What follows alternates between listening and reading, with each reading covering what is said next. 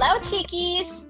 And welcome to Chatty Amigas, a podcast where two friends approach everyday problems and find practical solutions. We are your hosts. I'm Muffin. And I'm Mela.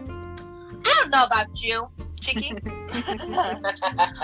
But let me tell you something. It's been stressful lately, and I just need to simplify everything. Facts. Yes, this is the tea we're spilling, right? It's a lot happening. It's a lot. The world's unpacking too much. If you feel like I do, the big question, ready? How does one, I'm spilling it. How does one go about simplifying everything? Yep, that's the biggest question. So on today's podcast, we will be spilling the tea on how to declutter our life. All right, let's talk about it. Let's talk about decluttering your life. Do you ever look around your home and feel overwhelmed? Yep. I have.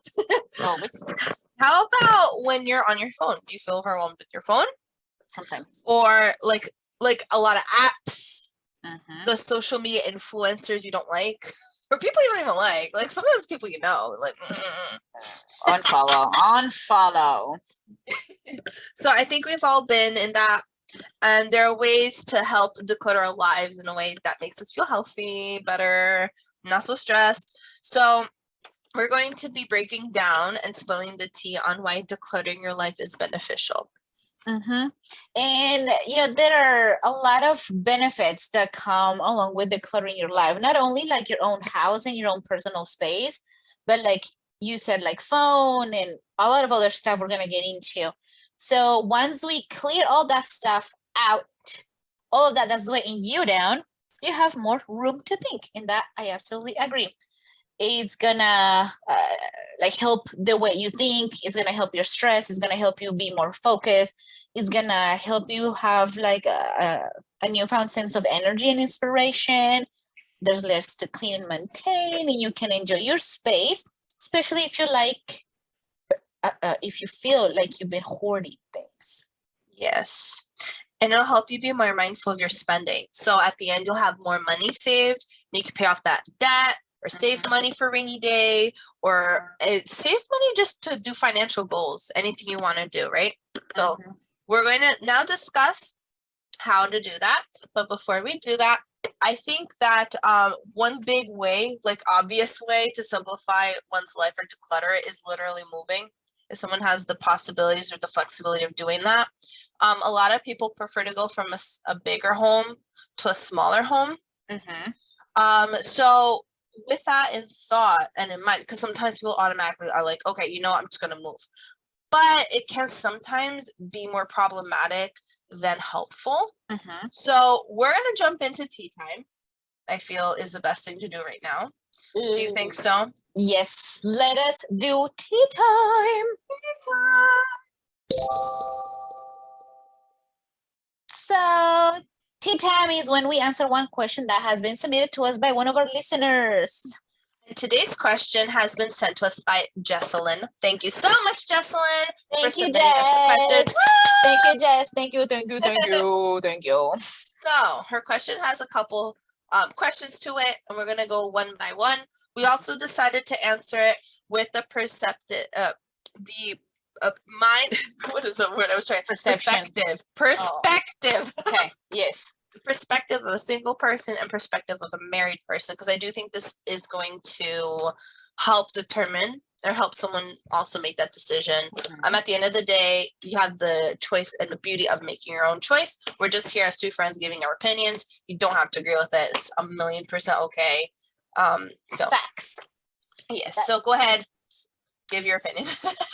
Well, we have to tell the listeners what the first question was. Right. I'm so dumb. You haven't even read it. I'll give my opinion on a lot of stuff, but I think we want to answer Jess' question. Tell me I have to declutter my brain without telling me that.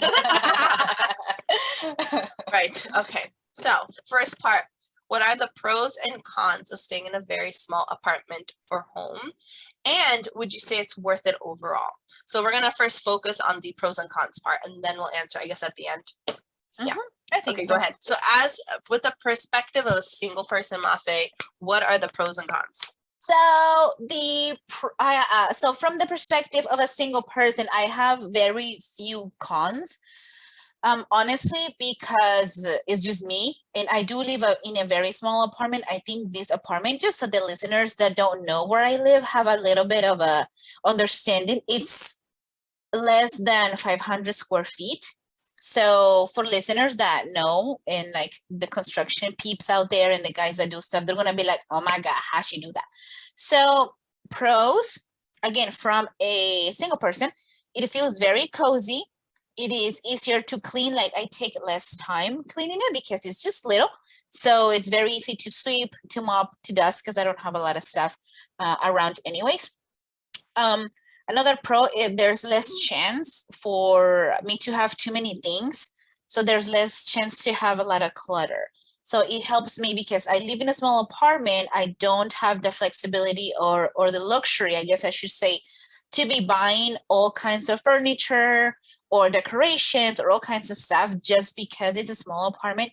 It will feel very cluttered, like things are too close. So one of the pros is that I don't have a lot of stuff around, which makes me, like, for my mental health, it just helps me not to have a lot of stuff around. Another pro, I guess I already mentioned it, is less clutter. So there's less things around. So that helps me to keep a very simple life, to keep it very clean, very neat, very tidy. So those are the pros for me. And then again, it's just myself. So I have all of this room for myself and my doggy, and she's a little pup. So we have plenty of space for us. Now the cons is that there's not a whole lot of space. I know I mentioned that as a pro, but it's like a double-edged sword. It is a little bit of a con, just because if I want something different, I have to really measure out my space and make sure whatever I want will fit. Like I just recently bought a new dresser, and I had to really measure out the space where I wanted it to be just to make sure it would fit. And thank God I found a great dresser at Ikea, and it fits perfectly, and it was just really great. So another con for me is that if I were to have a lot of stuff, because I have had quite a few things from like at some point, and stuff starts to seem like a little claustrophobic. So things start to feel like they're a little too close. So now at that point, I know that it's time to start decluttering. But those are my pros and cons. All right. So with me, I'm going to give my perspective of a married person. I do not have children. So this is just based off of me and one person. Feel free to add like 50% more if you have extra people living with you. So the pros, you have cheaper utilities. It's a smaller mortgage or less rent. For me, I did, when I first got married, the first 3 years we lived, it was technically a studio apartment, but fortunately we were able to make it into a 1-bedroom. My landlord was creative. It was a little under 500 square feet when I lived with Eric, so smaller than your apartment. Think about that. No, I actually think this place is smaller than Really? 500 feet. Yeah, I think mine was smaller than 500. It was Yeah, like something awkward. It was like 490 something. I don't know. I think that's what. There's a couple numbers shy. Yeah, no, I think this actually I think it's pretty close to what you had actually. Oh, there you go. So, it's a smaller mortgage, less rent. Because of that, you are saving more money, which is good because then you could pay off debt or splurge more, I guess, if you have the means to do so. And then you're also obligated to hoard less things. So you're not collecting things constantly and forgetting about them. So I really liked that. I kept that idea even in my house currently because, well, at least for now. I also have not been here a year yet. So hopefully I won't change my mindset. But I really like those things about living somewhere smaller. The cons. So if there's more than one person living with you, it does feel tighter. And you also have absolutely no privacy. It just does not exist. Right. I found it much more difficult to clean because I had to keep up with the day-to-day traffic, dirt, Right. dust, things of that nature. I also lived on 2 main streets, so I'm sure that didn't help, but it's just a lot to put away and just clean the dusting and the cleaning and all that. On top of that, it clutters real quick. So I would just have like 2 or 3 jackets out of place, and it would look like a tornado came through my house. It just made it look so disorganized. So I was constantly exhausted of always putting things away and always cleaning. I'm not saying that I'm not organized or putting things away, but it's kind of nice to just put it on the side if you can't get to it right away. Right. Whereas I didn't have that luxury living somewhere much smaller. It's also harder to have guests and entertain people because there is no space. So like I could only have, when I had that apartment, only 8 people at a time. That's it. And sometimes you think 8 people's a lot. Well, no, because if I include my mom, my brother-in-law, my sister, and then my cousins, that's 7 people. So I can't invite more than that. And sometimes it's like if you invite couples, right? Because we were newlyweds. So it's like 1, 2, 3, 4 couples.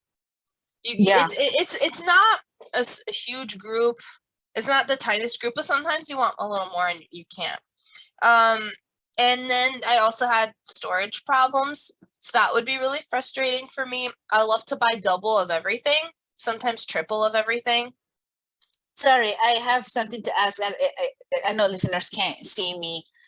Not ask, but to add, I was looking on my phone because I was trying to find, because I know I had to ask my landlord at one point what the square footage of the place was, because I needed to report that on my taxes because I have my office in my home. You can't wait for me to finish.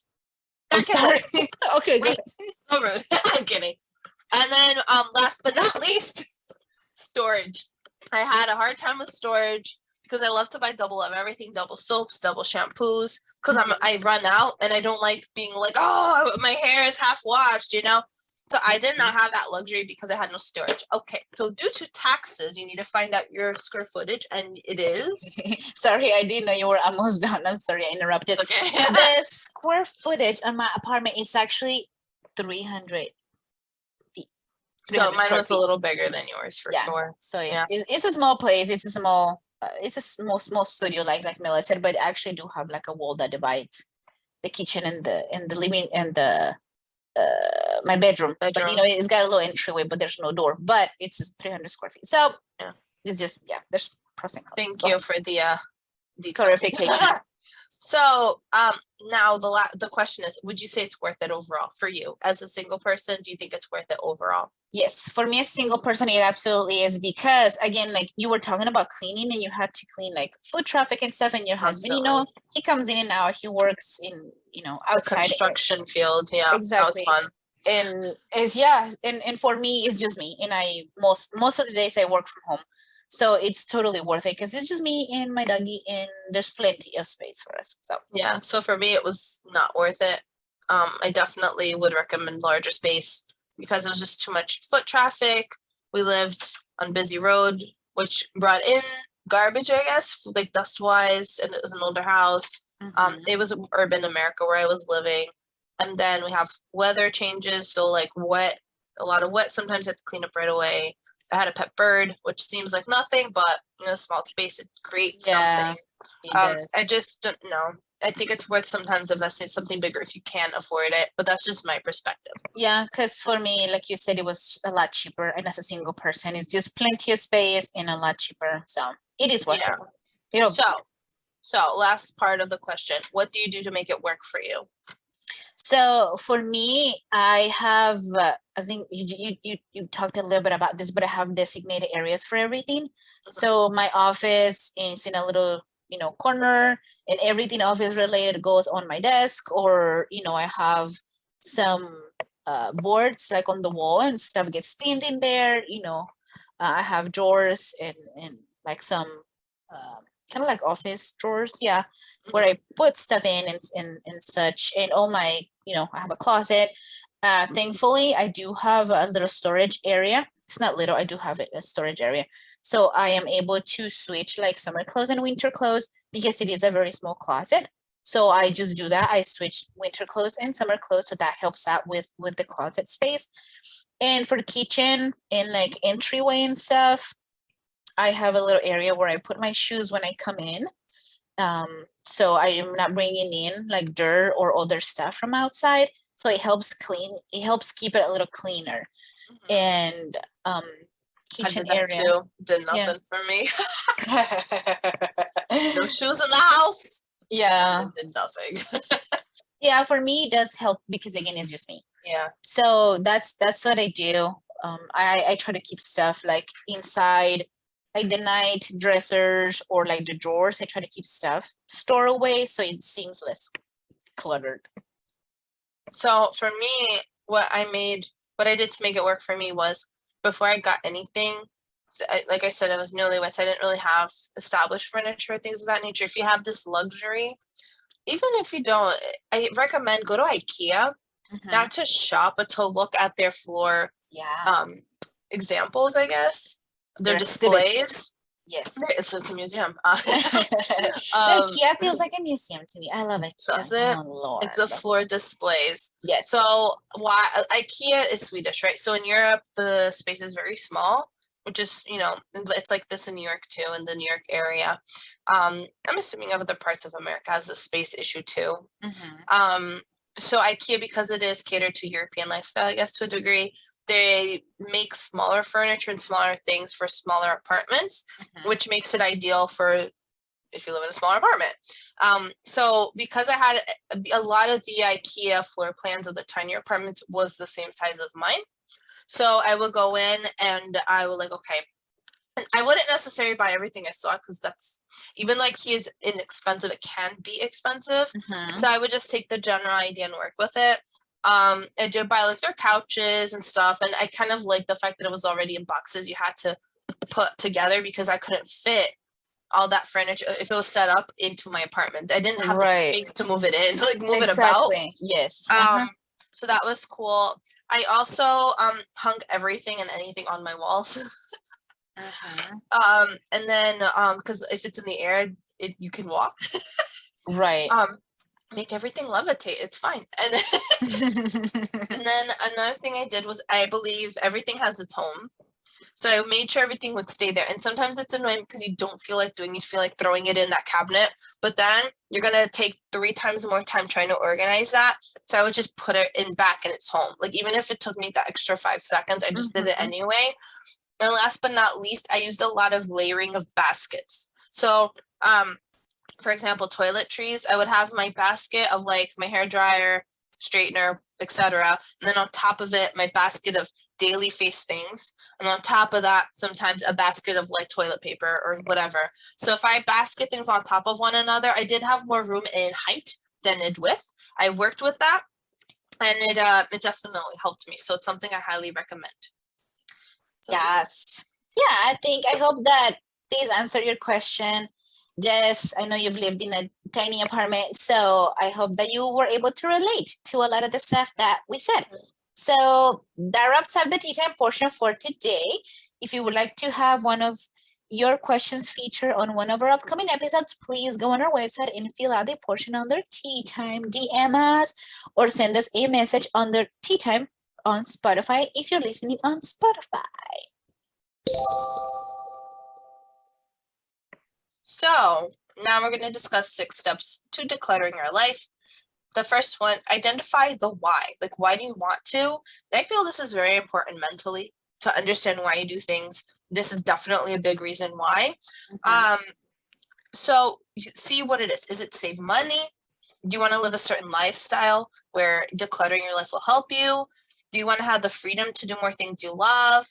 Are you looking for mental clarity? What is it exactly? Do you want to do a new hobby? A side hustle? Something like that.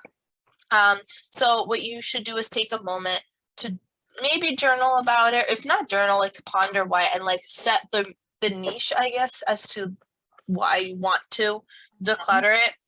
And then this way, if you start envisioning it and already mentally preparing yourself, it's easier to do it and move ahead and get things done that need to get done. Absolutely.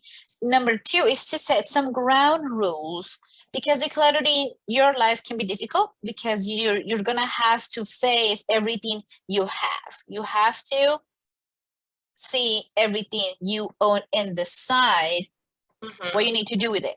And it's hard because it's stuff that you spent money on but you never used. So if it's stuff that's like it's been buried deep in your closet for years, or stuff in your pantries or in your nightstands, whatever, right? You're gonna have to face that. So to make the process easier for you, you have to set some ground rules ahead of time for items you will not keep. So you know yourself best. So really think about the things you never touch or use. For example, you could set rules that say, for example, you'll get rid of all your hand wash only dishes. If you swear by the dishwasher because you love the dishwasher and you don't want to hand wash dishes, then get rid of those. Sell your dry clean clothes. If you never make it to the dry cleaners, you can throw out all those flimsy plastic cups or bowls or leftover containers, because you usually use the glass containers. So throw away the plastic ones or donate them or sell them, whatever. And donate or sell any clothes you've owned for at least 1 year and still have not worn. So for example, I check my closet every 6 months, and something I have not worn for 6 months goes out the door. That's just something I do every 6 months. And every 6 months I take stuff out because it's just taking space in my closet. So on the flip side, if you find like items you really love, like your books or shoes or craft supplies or something, set a limit for how many of them you can keep inside your apartment or your house if it's little. I like to go through my stuff once a year. I feel like 6 months is too little, especially because the seasons do change here constantly. So I like to do once a year. After a year, like, did I even use this last year? If no, get rid of it. Yep. There will always be beautiful things. You will always find beautiful things to buy. Just remember that. Yep. It's hard when you get emotionally attached to things. Exactly. You know, Marie Kondo, does this bring you joy? I love how she says it. Like, it's just so cute. I know. But I would look at it and I'm like, does this bring me joy? And it does help, because then you can answer it. Yes. So speaking about asking yourself questions, answer these questions when decluttering your life. So go through your stuff. If you feel torn whether or not you should keep it, ask yourself, is this an item I've used in the past year? Like I said. Yes. If the answer was no, get rid of it. Am I holding on to this item because I enjoy using it or because I feel obligated to keep it? Yep. This is such an important question. If you feel obligated to keep it, yeah, it's because it's sentimental, usually. So take a photo of the item and then give it away. Yep. Because if you take a picture of it, you still have the memory of the item without it being in your space and taking up a ton of space. If you feel obligated because you spent money on it, that's a lot, and you've never used it, you just have to forgive yourself for spending the money and thank the item for helping you figure out what you do and don't like. I feel like a lot of people treat them like items, like they have feelings. Right. Like they hug them or say thank you. I do think that's important. I've done that. It does help me feel better. It's like crazy because I know it's like a shirt doesn't have feelings. But I just have to do that. Apparently it's like super normal. A lot of people do that. Do you do that? No. Yes, of course. Of course not. No, I don't, because again, it's just a thing, and I am constantly, and I think what it is, because you keep things for a year, right? And a lot of your stuff, like, I mean, this is something you and I have talked about, but you have kept like some items from like your high school years or whatever that is really good quality and has and it still stand like up to this day. It still looks amazing and it still fits in today's society. And I think it's because you've worn that in probably a lot of different changes in your life and events, and you're like, this reminds me of like 5 things, right, that I went through. But because I'm switching and getting rid of things every 6 months, I don't get attached to them. I'm like, nope, out the door, nope, out the door. So I think that's the difference, is that I get rid of things like so quickly that I have no time to get attached to what it reminds me of, or like a certain event or a person. So I never even thought of it. This is Therapy 101 with Buffy. You're welcome.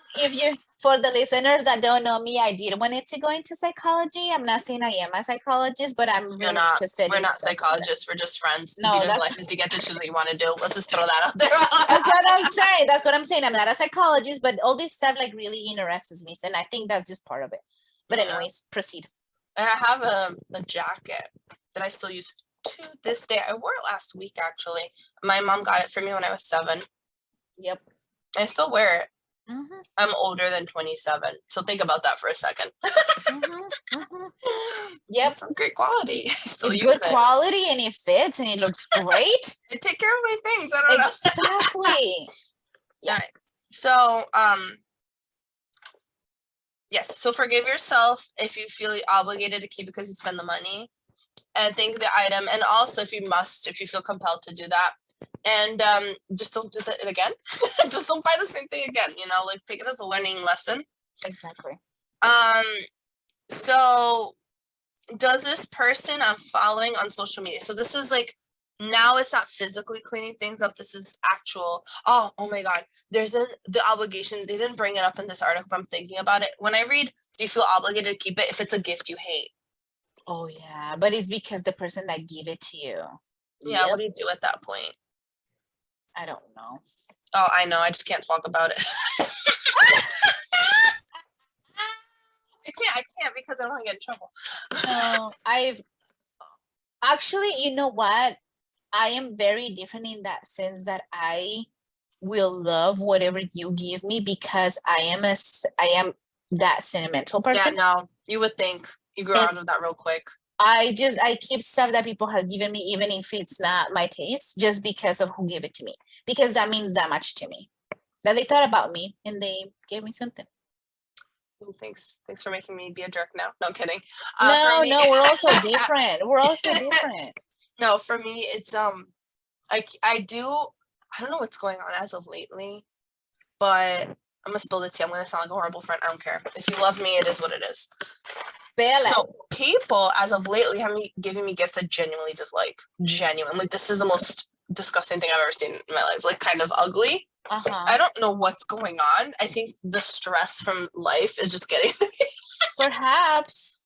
Because I'm not picky at all with gifts. I'm like you. I'm thinking, oh my God, you gave this to me. Like, you even thought of me. Like, I feel so honored and privileged that you've given me this precious gift. So what's happening is the last like 3 to 4 gifts I've received, they're just so, like, I actually feel embarrassed for them. Because it's like really tacky things. And I feel bad because I'm so grateful for the thought behind it. I'm so appreciative because these people are spending money that they spent their time and energy to earn to give this ugly thing to me. So it's difficult because it's like, what do you do when you get a gift you don't like? And then your space, let's say you do live in a very small space and you don't have the luxury of storage, or like, what do? You know what I mean? Because some things are just, you just genuinely don't like it, or you feel embarrassed to showcase it. And it's not that you're embarrassed of the person, it's just the item, right? Yeah, and sometimes it just doesn't go with the style of your home, and it just doesn't mean that you like absolutely hate it. It's just, well, darn it, this thing is red and all my stuff is blue, whatever. Like, it just doesn't match. And that, that's different in that sense. So I know some people keep it for like about a year or so and then they throw it out. And then if hopefully the guest won't ask, hopefully the guest will forget. I've received a gift once. It was the first ugly gift I've ever received in my entire life. It was like, ugh, no one liked it. She freaking regifted me that gift. Stop. Can you believe it? And you know how I know she regifted it to me? Because you had it before? No, because the filha da mãe, okay? She had her wedding shower and I was there and I saw that she received it as a wedding gift. Stop. And I remember looking at it and thinking, this is the most hideous thing I've ever seen in my life. I think she thought it was hideous too, because she didn't act all like, oh, when she got it. It wasn't in her registry. I know it wasn't. She complained about it to me because we were that close. And then in my wedding shower, instead of going through the registry, which is common over here, she decided to regift me that, I guess, gift of ugly. I don't know what I sold it at a garage sale, but or I donated it. No, I donated it. No one wanted it at the garage sale. Can you believe it? Oh, But that's crazy. yeah, so some people just get rid of them after a year. You know what? That's why I don't like my gifts lately. They're regifts. I Oh, well, there just you did the go. connection because the last gift I received, someone gave to me, and I recognized it because they had posted a picture on it on their social media as a like, oh, thank you. And Oh I my thought, God. ew, that is like really ugly. Thank God it's not my problem. I literally remember thinking this. Lord and behold, 2 years later, she gave it to me as a gift. Just don't regift your ugly gifts to people. Like if it's really that hideous, don't do it. Just throw There it you out. go. It's not nice. You're putting that problem on somebody else, and then you make them feel like a jerk, right? Mhm. So some people just get rid of them after a year. Just don't regift. Other people just put it hidden somewhere for a while. I don't know. It's just tricky. I guess we'd have to Google how to do that another day. But Another day. Proceed. so after the physical stuff, now we're going to talk about phone, electronics, social media stuff. Does this person I'm following on social media energize me and make me happy, or do they bring me down and make me question my self-worth? I feel this is so important because sometimes you're on social media and then after being on social media, you're like, why do I feel angry? Why do I feel irritated, depressed? Sometimes it's people. Like if you're not going to hang out with them in person, why on earth would you want to see them? And I don't know. Exactly. Let's not compare. It doesn't matter. It doesn't matter. Just make me unhappy. Just stop. Yeah. I've done that. I've decluttered my social media a couple of times because of the same reason. They don't bring me joy, and I wouldn't do anything that they're doing with them or by myself. And so why do I have this person on social media? Yeah. Make an effort to surround yourself with people and accounts who lift you up and brighten you up every day. And it's not just social media, like in day-to-day people contact if you can do that. Not saying to cut ties. We do have our podcast. Feel free to listen about a friendship breakup if it's time to do that or not. We do go deeper into that, but try to surround yourself with positivity, unfollow anything that tears you down or stands in your way of accomplishing your dreams. Absolutely. The next one, number 4, is focus on one space at a time. Now we're back to actual physical space. So it takes a long time to accumulate stuff. So it's not going to disappear overnight and all of a sudden. So be patient, take your time, and prevent overwhelm by focusing on one area at a time. So for example, let's say you're doing your kitchen. So focus on the food or the pantry one day, right? Then the next day you can do the kitchen gadgets and appliances, or like the pots and bowls, like storage containers, utensils the next time. If you're downsizing your wardrobe, you can focus on the stuff that's hanging in the closet, right? Then the next day or whenever you can do the dresser drawers and the shoes and accessories next. And then if you have stuff in storage, right? Little by little. And again, if you're doing social media, focus on one app at a time. So take one day to go through like Instagram and all the accounts you follow, and then move to Facebook, then do Twitter and LinkedIn and I feel whatever like we do other this apps. with the pictures because sometimes we take too many screenshots we don't need. I try to remind myself. I do forget a lot, but if I'm like super bored, instead of like scrolling aimlessly through social media, maybe you go through your phone and delete stuff you don't need. Delete pictures, delete old pictures. Sometimes we have like 6 pictures of one thing of a different angle. So delete all of them and just keep 1 or 2, you know. Yeah. I also wanted to kind of point out, I'm going to put all the wives on blast. It is what it is. But there was a moment that you read, it's not going to magically disappear overnight if you accumulate it over time. Sometimes it does. And you're like, what happened? Your wife threw it out. She just hates it. That's hilarious. It happens. Like sometimes these guys just want these things and you're like, why? It's ripped, it's ratty, it's holy, like it has holes, right? Not that it's godlike, but yeah. And the guys just want to keep it. So sometimes we just get rid of it. And the guy will never notice until 3 years later. And he'll be like, where is it? She's gonna be like, I don't know. She really doesn't. It's been 3 years. Like, you think she knows where everything is? It's like, no. All right. So number 5, sort your items into 4 categories. So regardless of what it is, if you're organizing your living space, your finances, they're always going to look terribly messy beforehand, and it could come off really overwhelming, and your brain will start going blah, because you're just take a moment, calm down, take a breather, and just do a thing at a time. Take a moment at a time, an hour at a time. Don't start jumping in full speed. No brain can handle that. Take a moment to picture, like, for example, all the clothes in your closet strung out on your bed and floor. Just like one thing at a time. It's gonna happen. You'll get it done. Don't overwhelm yourself. Yes. Okay. Stay organized through the chaos. Sorry. Like, I'm speaking Portuguese. By creating forced piles, right? So it's the keep, the sell, the donate, and the throw away. I think this is very important. Sometimes you can get like boxes, like big boxes, cardboard, and label it, to help make it more organized. So follow your gut, I guess, when you go through each things. It really shouldn't take you more than a few minutes to decide, throw away, or keep. I'm a big believer of when in doubt, throw it out. Yep. So like, if you're like, I don't know, just get rid of it. Just get rid of it. And if you really are that indecisive, just put it away for like a month and don't think about it, don't touch it, and then revisit it a month and see how you feel about it. Sometimes that's okay too. If you start to linger on an item, go back to the rules that we just created, or the questions in 2 and 3, right? So what was it? I'm gonna go back, I'm gonna look. Number 1, number 2, set some ground rules, right? Like if you should get rid of it. And the 3rd one, answer these questions when decluttering your life, that we like talked about. How do I use in the past year? Do I feel obligated to keep it? Like that sort of thing. So you want to do that. And I am a firm believer of follow your gut. And if your gut is telling you go through your items, do it that day.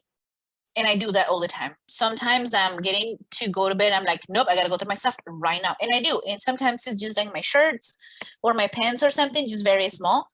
And I just do it quickly. I'm like, nope, out. Yes, keep. Nope, out. Just quickly, because if you start second guessing yourself, then you're going to spend a lot of time. And can I throw something real quick? Sometimes I have a cousin that works in the fashion industry, and I went shopping with her before I learned this, and she said, why do you keep gravitating for the same clothes? I'm like, well, no, they're different because we're going different stores. She's like, no, the styles and the patterns are all the same. Why do you keep doing that?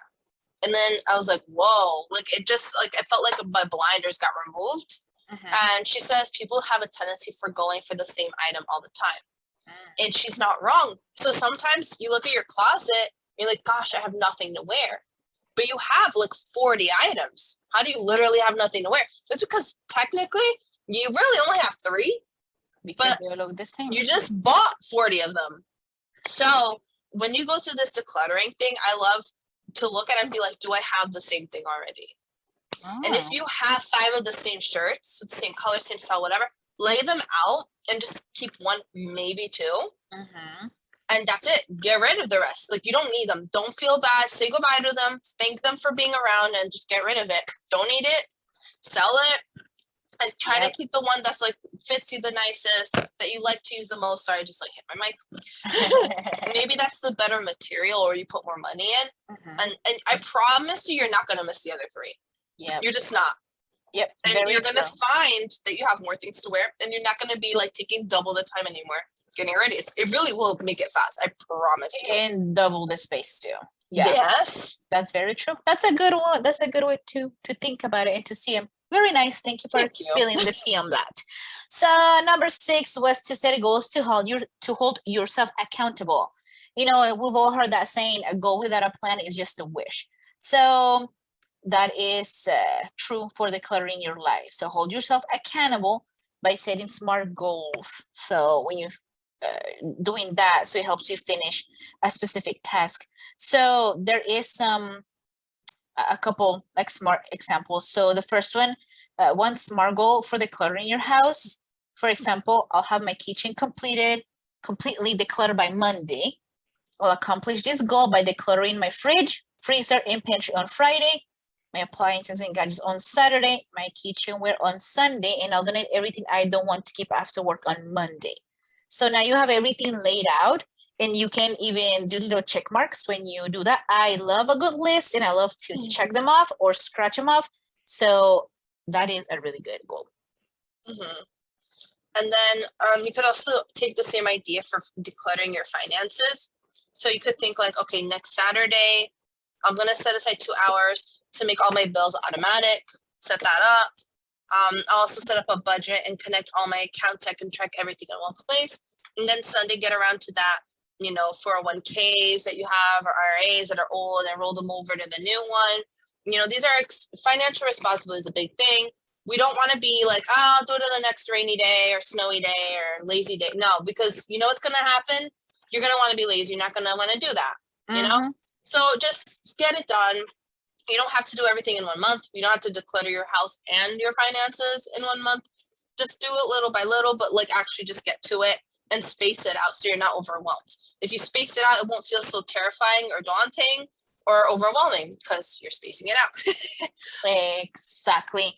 And if you're having kind of like a hard time thinking about it or writing down your goals, this website that we're gonna link, this article that we're using, it has a free declutter your life checklist, so you can download it, print it off, you can start marking all those up. And sometimes we have specific areas like we just said that we want to declutter, for example, your bathroom.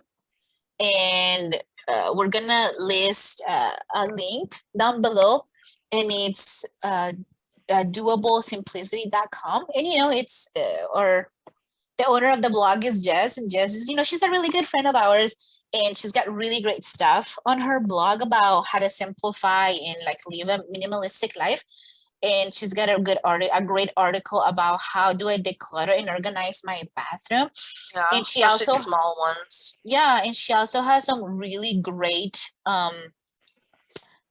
decluttering list. She has a challenge. She has a challenge going on. So we'll link below her Doable Simplicity blog. She writes her blogs, and you guys could take a gander at them. Hopefully, it'll give you some motivation and tips on how to make your life more decluttered. And also, I'm gonna put on our social media the decluttering challenge checklist from this website we've been using, so you could check it. And we also have, we're not going to go through it, but feel free to take a look at this website. Look everywhere, where you can focus how to declutter your home, your digital life, your personal life, your finances. Also, feel free to listen to The Power of No. It helps declutter. So it's just things that should help. What is some decluttering inspiration? There are a lot of quotes out there that can be inspiring, like done is better than perfect. Edit your life frequently and ruthlessly. It's your masterpiece after all. So this website gives you a lot of quotes if you need that extra inspiration. I love that Marie Kondo quote. Tidying is the act of confronting yourself. Absolutely. And that's why hoarders have a hard time letting go of things, because they don't want to confront why they bought 1,000 things. I love that. Good. Very nice. And so the big thing too is decluttering your life will improve your finances, because you're going to start taking track of everything financially. That's the good thing. So it helps you free up your wallet, because now you could put where you were putting your money aimlessly on stuff. Because some people have things going through like Apple stuff, iTunes, constantly running through their accounts, and they don't even know where it's coming from, or I'll take care of that later. Yeah, but then sometimes you're spending $300 and you haven't taken care of that later. So you just reminded me that I was supposed to cancel a subscription. Oh my God! Stuff like, girl. So I'm doing it right now. Right now, keep talking because I'm doing that right now. Proceed. So it's stuff like that. So if you start decluttering your life in that aspect financially, now you can start building things like an emergency fund, paying off debt, or save money for something you want to do, like traveling or buying that one thing you really need or want, going on a trip, whatever, that spa day that you very much deserve after decluttering your life, you're gonna need it. Don't relax after everything's done. I just unsubscribed from my free trial, Yes, and girl. it was actually gonna bill on the 13th. I'm so glad we did this. So glad we're doing the show. It was meant to be. Yes. So feel free to take a look at this website. Feel free to take a look at Doable Simplicity, because there are really nice things there that will help you simplify, declutter your life, have a free and healthy mind. Free and healthy. Yeah, free of stuff, right? That's crazy. Yeah, take a gander.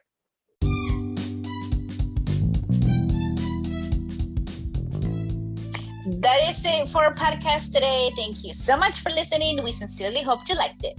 We would love to know what you thought about our episode, so feel free to please leave a comment. Feel free to let us know what topics you would like for us to discuss in the future.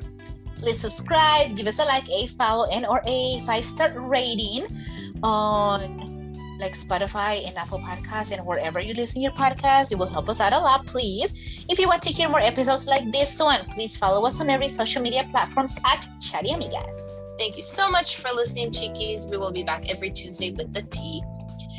Bye!